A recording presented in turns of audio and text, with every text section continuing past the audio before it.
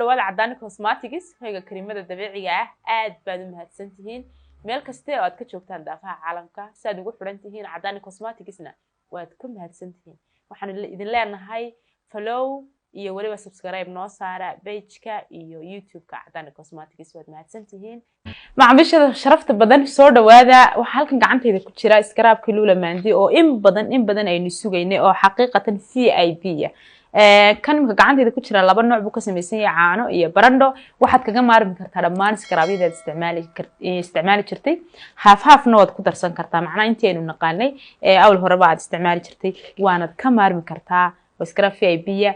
wuxuu u fiican yahay oo waliba aad iyo aad ugu wanaagsan yahay xaal maqrabiga marka aad tagaysid jirkaaga wuxuu ka dhigayaa kaale arag hablaha isjecel ee gaarida ayaan la hadlayaa inshallah kuwa kalena way soo gaari doonaan